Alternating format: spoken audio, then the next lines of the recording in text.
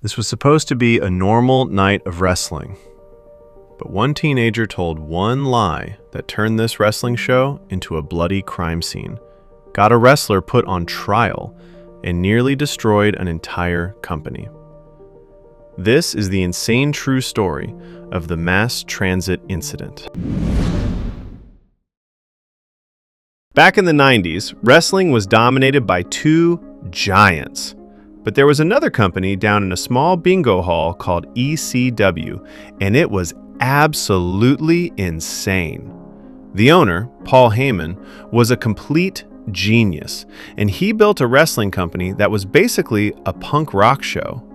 We're talking barbed wire, broken tables, and real blood. And the most dangerous guy in this insane company was New Jack. This dude wasn't playing a character. He had a real criminal record, and when his music hit, people were legitimately terrified. He would walk through the crowd with a garbage can full of weapons, ready to actually hurt his opponents. He was, without a doubt, one of the most dangerous men in wrestling. So on November 23, 1996, at a show in Massachusetts, a wrestler just doesn't show up. Paul Heyman is scrambling backstage. He needs a replacement, like now. And out of nowhere, this massive young kid weighing 350 pounds shows up in a bus driver costume. This is 17-year-old Erich Kulas. He was just a fan hoping for a miracle. Seeing his chance, he goes right up to the owner. He told two huge lies. First, he said he was 21 years old. And second, he claimed he was a professionally trained wrestler, taught by a legend. In the chaos, Heyman was so desperate, he just took the kid at his word. He gave him the name Mass Transit and put him in the match. This kid was about to get in the ring with New Jack. The stage was set for an absolute disaster. So before the match even starts, Erich Kulas, the kid with zero training, is backstage telling New Jack, the scariest guy in the company, what they should do in the match.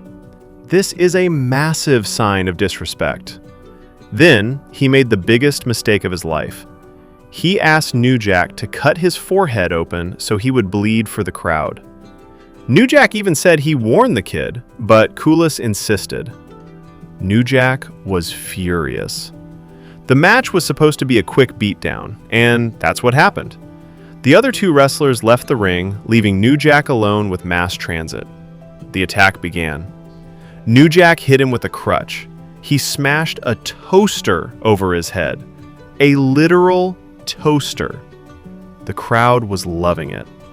Then, it was time for the cut, but New Jack didn't use the tiny blade wrestlers normally use. He used a surgical scalpel. He grabbed the kid's head and cut him way too deep. Blood didn't trickle down, it gushed out. New Jack had hit two arteries. The kid's confidence completely vanished. He started screaming in real pain and terror and collapsed.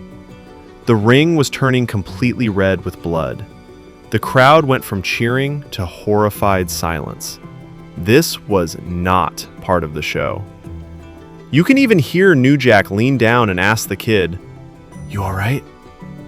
Then, from the crowd, Erich's dad starts screaming, "He's only 17! Ring the fucking bell! He's 17!" The lie was exposed in the most brutal way possible.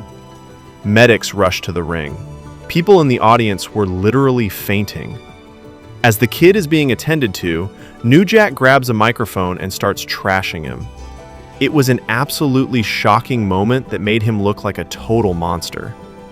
While he was being carried out, Erich Kulas gave the middle finger to the crowd. He needed 50 stitches to close the wound.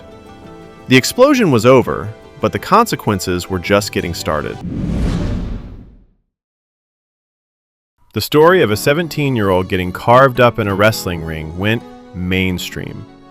A TV show called Inside Edition aired the story, and it was devastating. They made it look like a pure assault on an innocent victim.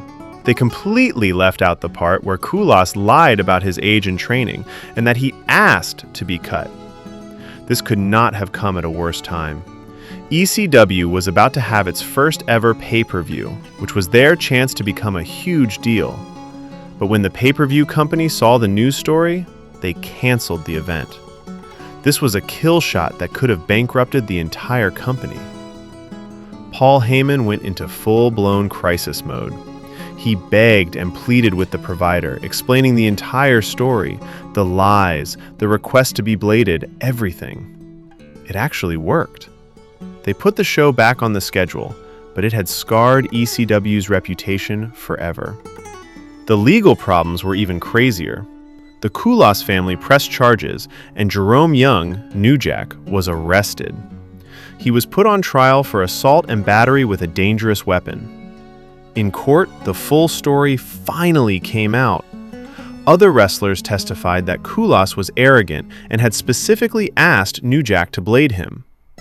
The defense argued that Kulas not only lied to be there, but he consented to the act that injured him. And you will not believe this, but the jury found New Jack not guilty of all charges. They decided the incident was Kulas's own fault for lying. This is one of the most insane and debated stories in wrestling history. If you want more crazy deep dives like this, smash that subscribe button and ring the bell. And I have to know what you think. Who was really to blame for the mass transit incident? Let me know in the comments. The lives of everyone involved were changed forever. Erich Kulas never wrestled again. His dream literally died that night. He reportedly struggled with health problems and depression, and on May 12, 2002, he passed away at just 22 years old. New Jack's reputation as the most legitimately dangerous man in wrestling was set in stone.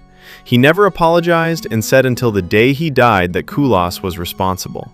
His very last tweet before he died from a heart attack was about how Kulas had asked him for the cut. For ECW, the mass transit incident was a wake-up call that haunted them forever.